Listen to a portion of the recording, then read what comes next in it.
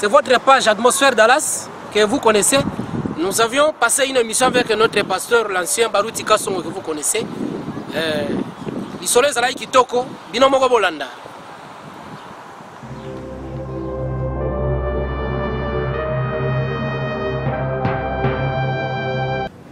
Ancien Baruti, que Dieu vous bénisse. Amen, qu'il vous bénisse aussi. Je pense que votre... Comment je peux vous l'appeler Mangouinda? Est-ce que c'était notre trop grand? Oui. Parce que ton père dit mon ami, Papa Mangouinda. Oui, appelez-moi Mangouinda. Toi tu es Papi. Oui, moi je suis Papi Mangouinda. Papi Mangouinda. Passez vos impressions par rapport à votre séjour ici à Dallas. Parce que bientôt, dans 2 ou 3 jours, vous allez nous quitter. Alors, étant vos enfants, vous ne pouvez pas nous laisser comme ça, sans pouvoir nous dire un mot. Oui, je peux dire ceci, que je félicite l'Assemblée chrétienne de Dallas-Fort Worth parce que j'ai trouvé cette assemblée dans la paix, dans l'unité, dans une cohésion qui est visible. Et je félicite, je jette les fleurs, non pas seulement à l'Assemblée. Je commence par l'Assemblée et je jette les fleurs aussi à notre pasteur Papi le Salah. Mais acclamez un peu.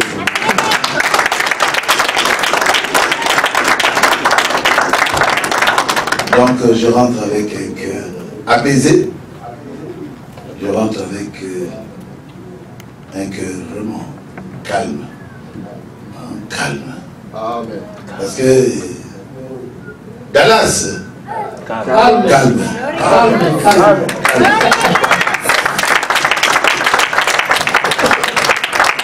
Alors, ça sont mes impressions et je vous laisse continuer. Oui, nous avons eu 3 journées d'action de grâce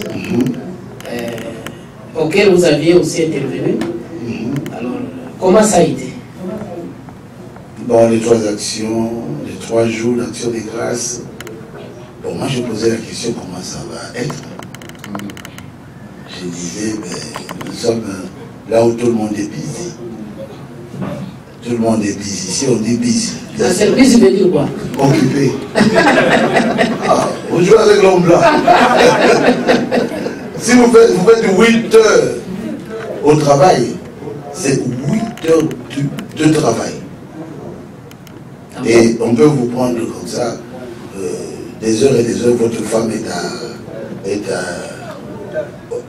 non, au travail. On prend votre femme aussi.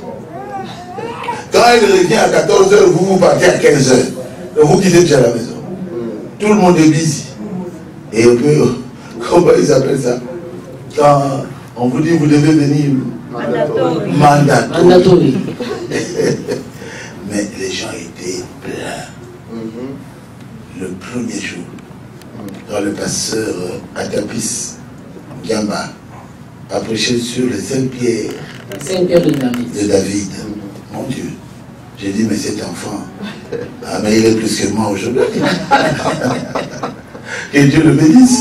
Son ministère a explosé.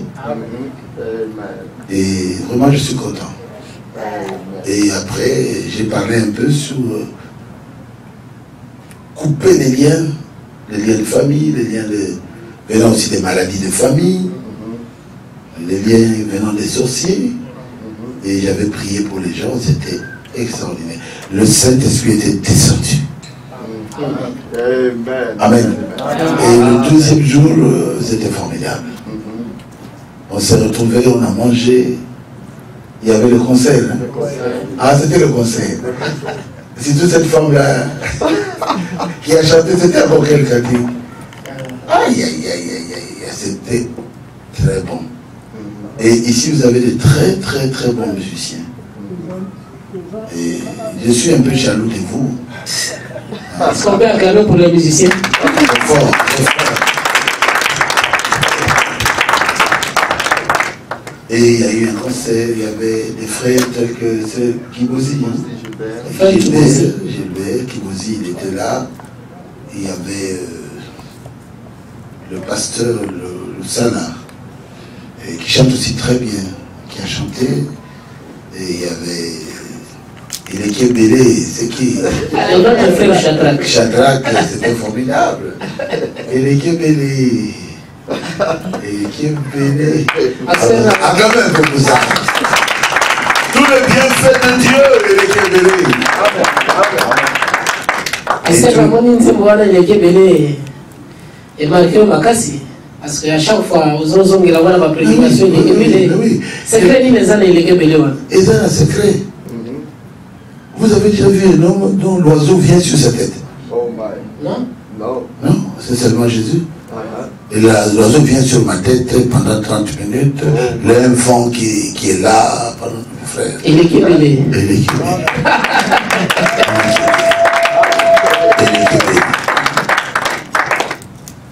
Un homme qui meurt et qui revient à la vie. Boum, boum, boum, boum. Je sors de la vie. Et il est revenu. Il est Kébélé. Moi, j'ai vu l'au-delà. Ah bon? Ah, moi, je vous dis que le paradis est une réalité. J'étais là, ma main levée, mais sur la Bible, j'étais au paradis. Quelqu'un qui est au paradis et qui revient, il est Kébélé. C'est aussi au conflit. Pour aller entrer là-bas, il faut mourir d'abord. Mais il a trouvé que Pasteur Baruch devait revenir. Il est Kébélé. Les bonnes choses que Dieu a faites pour moi, c'est beaucoup. Il est Kébélé. Il est Kébélé. Donc c'est pour ça que j'aime beaucoup ce cantique-là. Frère Shadrach, mon Bariki Sana. Merci pour ce cantique. Bon, il y a eu aussi un temps où on a passé ensemble ici, le dimanche. Hein? Le dimanche. Le dimanche passé, pasteur. Ah, vous m'aviez un peu étonné parce que à votre âge, vous nous donnez 2 prédications à la filée. Ah, vous savez que ça m'a marqué. Oui, moi-même je suis étonné, le frère Baruch m'a étonné. Le frère Baruch a étonné le pasteur Baruch. Mais bien sûr. Comment il peut prêcher 2 fois? Un dimanche à une différence de 15 minutes. Et c'était de longues prédications. 2 grandes prédications. Où est-ce qu'il a trouvé ça? Parce que vous savez, à 65 ans, à son âge. Quand vous prêchez la première prédication, je me demandais, mais est-ce qu'il sait qu'il a eu une seconde prédication? Est-ce qu'il n'a pas oublié par hasard? Mais j'ai vécu ça partout. Partout où je prêchais, par exemple, à Lodja, quand je prêchais la première et la deuxième prédication, le frère de Beau disait non. L'autre prédication, il aura ça où? Mais il a prêché trop bien. C'est comme on dit, il a la Gokatana. Oui, à Gokatana. Quand tu n'as pas ta poto. Vous savez, quand vous mettez la carte de Binginga, vous êtes pénalty pour y pas et les poto. Donc, quand Dembo m'a écouté prêcher le 3e, je lui dis, hey, c'est plus que les 2 jours. Ça, c'est un ministère. C'est ça le ministère. On ne peut pas fabriquer ça. Je n'ai pas été à l'école pour apprendre ça. Mais ce que je prêche, si vous voyez la Bible, c'est exactement la Bible. Parce que vous n'avez pas été au séminaire. Non, je n'ai pas été au séminaire. Oh. Jamais. C'est vrai ça? Jamais. Je voulais devenir prêtre. Bon, au séminaire, on partait pour voir si on peut désirer devenir prêtre. Et vous n'avez fait aucune étude biblique? Très peu de jours au séminaire catholique, bien sûr. On nous montrait comment dormir. Il faut dormir comme ça, en regardant le ciel. Si vous dormez, retournez comme ça, on vous tape et on vous dit allez, yo, donc vous devez revenir comme ça. Ça vous ne savez pas? Non. Ah, c'est la vérité.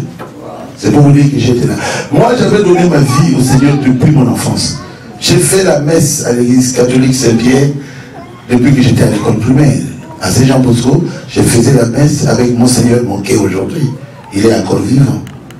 Donc le matin, à 5 heures, j'étais debout, je partais faire la messe. Donc j'ai donné ma vie. Je pensais que je serais moine. J'étais chez les moines à l'université, là, juste à côté. Ah bon, là, je ne parlerai pas. Mais je n'ai jamais fait l'école biblique. Rien. Je n'ai pas fait la théologie. Rien. Mais vous écoutez manipuler les Écritures, ça, c'est un ministère vraiment, pasteur. Bien sûr, le ministère vient de Dieu. Et même nous, à l'Église catholique, quand vous voulez, vous dites que vous voulez devenir prêtre, on pose la question si vous avez quoi? Le ministère, la vocation. La vocation. Chez nous, on appelait ça vocaré. La vocation, on dit Dieu vous a appelé à faire ça. C'est comme un musicien. Il faut que dans son cœur, il sente que Dieu l'a appelé à chanter. Quand il n'y a rien fait, nous allons vous dire, asseyez-vous. Nous ne sentons pas ça. Oh, je sais chanter. Je dis, non, asseyez-vous. Mais quand le peuple bénit, vous chantez, le peuple est béni. Alors ça vient de Dieu. Quand vous chantez, il regarde ailleurs, il dorment. Ça ne vient pas de Dieu. Vous prêchez, tout le monde dort. Aujourd'hui, personne n'a fermé l'œil. Personne. Ils ne savaient même pas voir que j'ai fait ça. 2 heures. Oui. Ils prêchaient avec moi. Vous savez, quand vous prêchez, tout le monde dort. Ça vous fait mal. Vous préférez arrêter. Et il y a des gens qui aiment beaucoup ça. Ronfler un peu pour montrer que j'en ai marre avec cette prédication. Mais quelqu'un qui est appelé de Dieu, même si vous écoutez seulement la bande, vous ne dormirez pas. Ah, c'est vrai. Est-ce que c'est vrai? Ah, quand même, peut donner la gloire à Dieu. Donc c'était une très grande bénédiction. J'ai prêché le matin sur il est ressuscité. 15 minutes après, j'ai prêché sur la 70e semaine de Daniel. Que nous sommes à la fin. Bientôt, ce sera la guerre d'Armageddon. Avant la guerre d'Armageddon, nous entrerons dans l'enlèvement et on sera au paradis 3 ans et demi. Avec Jésus. On va manger, on va boire du vin. Bon, moi je ne connais pas la boisson, moi je n'ai jamais bu. Mais là, je vais boire. On sera plus un péché. Non, ça ne sera pas un péché. Et on descendra ici pour arrêter la guerre d'Armageddon et terminer avec les grandes tribulations. Et nous entrerons dans le millénium où Jésus prendra le trône de son Père qui? David. Pendant le millénium, il sera appelé le fils de David. Et après cela, il y aura quoi? Après, Satan sera relâché, mais qu'est-ce qu'il y aura? La dernière résurrection. Et tout le monde, tout ce qui était mort, tout ce qui était dans la mer, dans la terre, et tout ça brûlé dans le vent, tous reviendront à la vie. Et les trônes seront là et il y aura le jugement du trône blanc. Amen. Amen. Et après, il y aura la guerre de Gog et Magog. Mais ils vont se tuer eux-mêmes parce que la terre va les brûler. Et nous aurons les corps glorifiés, nous retournerons au paradis céleste. Acclamez encore une fois le Seigneur. Et nous descendrons pour vivre dans Jérusalem céleste. Qui va sortir de la terre, qui aura 2400 km². Et qui aura l'or. Comme nous marcherons sur l'or. Je crois que vous connaissez ça, non? Pasteur, je rêve déjà. Vous voulez me faire croire que Jésus n'est pas encore venu parce que vous écoutez parler, c'est comme s'il n'est pas encore venu. Écoutez, Dieu m'a dit, Jésus va bientôt revenir. C'est qu'il n'est pas encore venu. J'étais à l'autre job, je lève ma main devant Dieu. Moi, je priais pour que les gens soient guéris et il me montre l'enlèvement. Et là, dans tout ce qu'il m'avait montré, tout ce qu'il m'avait dit, il dit les jours de l'enlèvement. Ceux qui ne partiront pas, ils vont regretter, ils vont amèrement regretter. Parce que c'est l'unique espérance qui est restée pour l'homme. Jésus est déjà venu, nous sommes en train de souffrir ici. Hein? Non. Surtout au Congo là-bas. Jésus est déjà venu et ils sont là en train de monter sur des trains et des choses comme ça. Au-dessus. Non, pardon. Jésus viendra. Et quand il viendra, ça ne sera pas une prédication, ça sera une réalité. Et nous partirons, ça ne sera pas une prédication. Qui va prêcher l'autre? Puisque nous sommes partis. La Bible dit ceux qui vont rester vont regretter. De deux personnes qui seront dans un même lit. Qu'est-ce que la Bible dit? Une sera prise et l'autre va rester.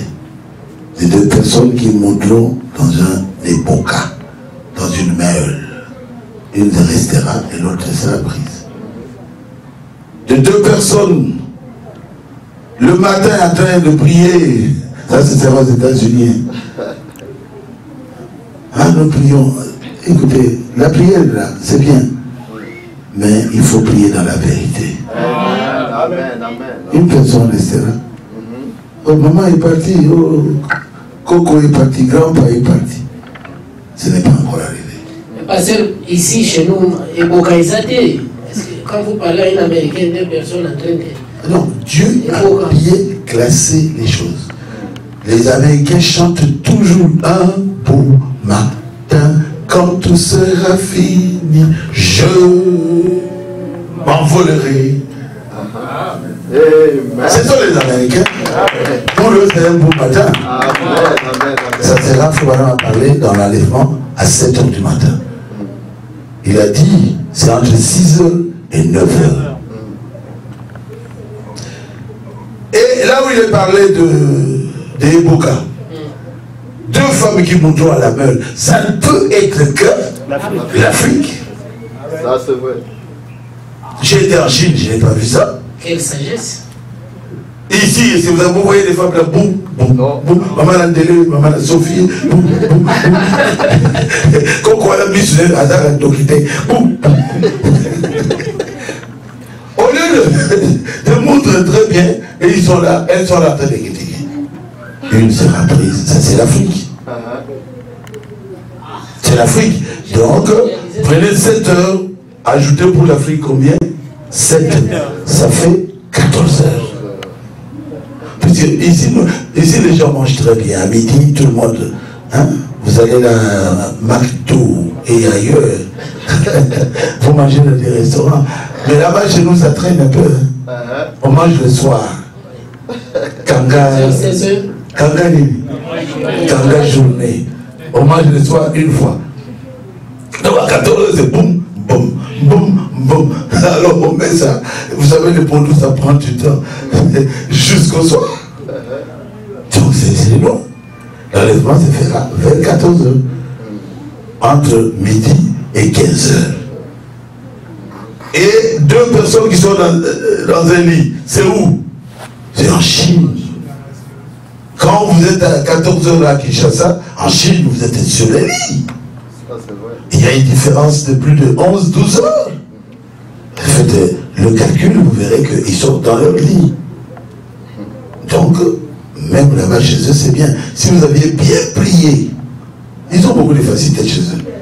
Vous dormez, votre prière vous accompagne dans votre sommeil, et puis après,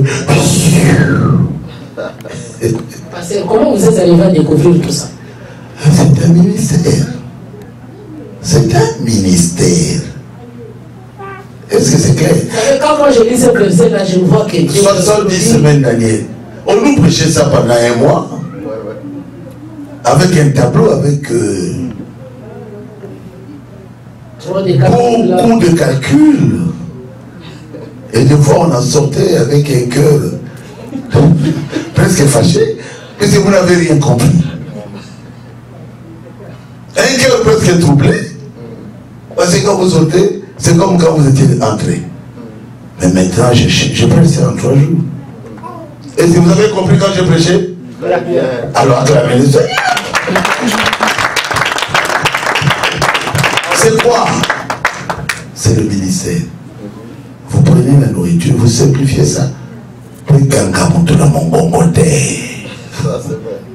faut pas que ça arrive, ça ne peut pas passer. Il faut que ça soit clair. La parole parlée est une sémence, est la sémence originale. C'est 2 livres. Vous le savez? J'ai écouté les bas, j'ai lu ça, je ne comprenais rien.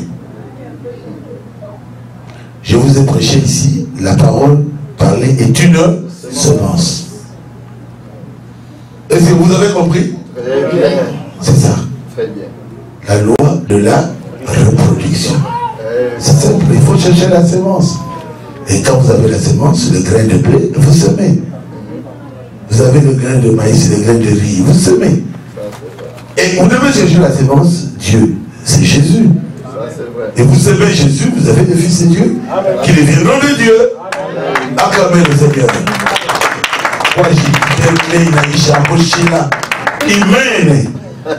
Et tout le monde sort content, il a compris. Mais j'ai lu les 2 livres. Ce n'est pas facile. Je me parle ici, il couvre ça, il parle, il couvre. Et moi, je ne peux pas couvrir quelque chose. La parole parlée doit nous ramener à ce que les apôtres avaient, à la parole originelle. Et la parole originelle, vous mangez cela, ça reproduit Dieu dans votre vie. Amen. Vous devenez des dieux sur la terre. Finalement, pasteur, on aura combien de dieux? Avoir Branham Dieu, nous encore des dieux. Finalement, il y aura combien de dieux quand vous devenez Dieu? Il y a des millions de dieux, des milliards. Des milliards. Parce que nous ne sommes pas des dieux comme Jésus. Nous sommes une reproduction de Dieu. Mais nous avons un seul Dieu qui est notre Père. Son nom est Jésus-Christ. Mais quand il est tombé à terre, c'est l'autre Jean 14-12, il produit beaucoup de fruits. Quand vous voyez un lionceau, est-ce qu'il sera toujours lionceau? Non. Oh, vous allez lui poser la question. Nous aurons beaucoup. Nous devons voir combien de lions. On peut avoir des millions de lions. Mais ça vient d'un seul lion. N'est-ce pas? Qui a produit, et puis les lions se reproduisent. Nous tous, nous sommes appelés des dieux. Dans Psaume 82, le verset 6. Vous êtes, j'ai dit, j'avais dit, vous êtes de qui? Des dieux. N'est-ce pas? Et il parle clairement, vous êtes les fils du Dieu. Le fils d'un lion, c'est qui? C'est un lionceau. Vous allez dire que le lionceau devient son père? Ah non. Moi je ne suis pas Dieu comme Jésus. Je suis Dieu comme une reproduction de Jésus. Amen. Moïse, je te fais Dieu pour Aaron. Amen. Exode 7, verset 1. Donc quand Moïse avançait, je te fais Dieu pour Pharaon. Pharaon tremblait. Il voyait Moïse? Non. Il voyait qui? Dieu. Et quand Dieu envoie quelqu'un, est-ce qu'il est à l'extérieur? Non. Il est à l'intérieur. Comme Dieu m'a envoyé, moi aussi, je vous envoie. Quand il a envoyé Moïse, il était dans Moïse. Il a envoyé Isaïe, il était dans Isaïe. Il a envoyé Paul, il était dans Paul. C'est pour ça que Paul a dit Jésus-Christ le même hier, aujourd'hui et éternellement. Mais le mystère de la piété est grand. Dieu a été manifesté dans la chair.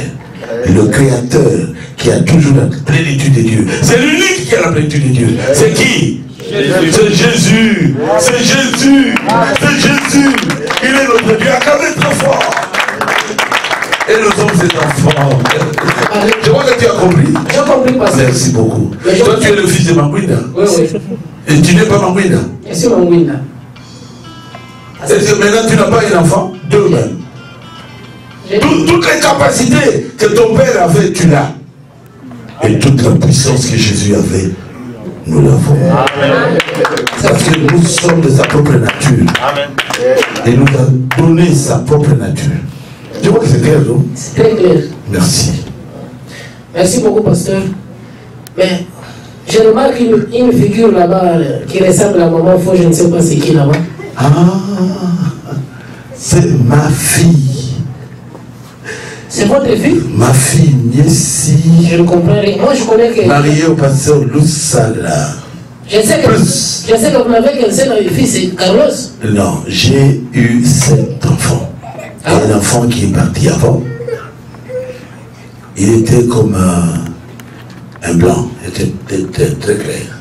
Et Dieu a préféré le prendre avant. Nous serons avec lui au paradis. Je l'avais appelé grâce. N'est-ce pas? Pasteur, pardon, Carlos. Bob, qui est à Paris. Bomoï. Vous le connaissez? Un garçon? Un garçon. Un bon? Oui, un garçon, il est à Paris. 2, c'est qui? Moali, la femme de Willy, qui est canadienne aujourd'hui, une fille. Oui. Moali, c'est le nom de ma mère. Ma mère s'appelle Moali. Et quand ma mère l'a vu, elle dit, hey, je lui donne mon nom. Et là-bas, on lui pose la question, oh, toi, tu n'es pas une indienne? Elle a dit non. Tu n'es pas une métisse? Elle dit non. Pour les blancs, mais ce n'est pas les noirs. Il faut voir ses enfants. Mais c'est ma fille. Ma fille est née. Moi, Lee. Vous ne connaissez pas Moali? Non. Moi, là, on était au numéro 2. Nous sommes en 2. 3. C'est... Elle est là. Elle est où? Maman Lydia Barouti. Elle est là. Mais vous la connaissez, non? C'est la femme du pasteur plus Papi Loussala. Loussa. Là, on doit applaudir parce que nous sommes... Applaudissez très fort.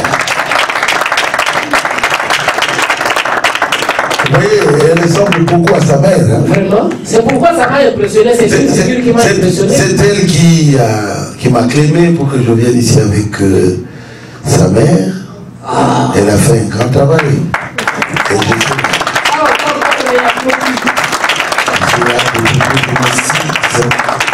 Maman, merci, congratulations. Lydia.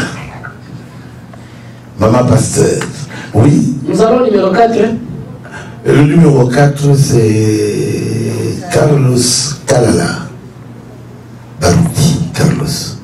Lui, il est resté à Kinshasa, il préfère rester pour que je puisse voir quand même un de mes enfants. Parce que tous sont à l'étranger. Ah, Bob à Paris, Moali à Montréal, Canada, et Lydia au Texas, Dallas Fort Worth, et puis finalement. Nous allons au numéro 5. La femme de Tapis. Ah! Vous êtes béni, pasteur. Ruth. Ça, c'est une bénédiction. Ruth Bazenga. J'ai donné le nom de ma femme. Vous savez, quand vous aimez une femme, hein, vous devez savoir comment la flatter. Hein. En tout cas. Et puis ça comprend moi, et moi, c'est le nom là, c'est pas bien. Ruth Bazenga. Et c'est la femme du pasteur Tapis. Tapis. De Charlotte. De Charlotte, ils sont en Charlotte. Et c'est bien. Et au numéro 6? Le numéro 6, c'est ma fille, mon bébé. Becky. Un grand bébé. Becky, oui, c'est mon bébé. Rebecca. En tout cas. Rebecca Kassongo. Mon toto et maman. Nous l'aimons beaucoup. Elle est à Charlotte. Donc maintenant, elle est à l'université. La lumière a vraiment jailli. Donc Becky, c'est ma fille. Donc le pasteur Barouti est père de 6 enfants plus 1. Plus 1. Oui, 7. Il faut toujours arriver à 7. 7, c'est la perfection. Et un enfant,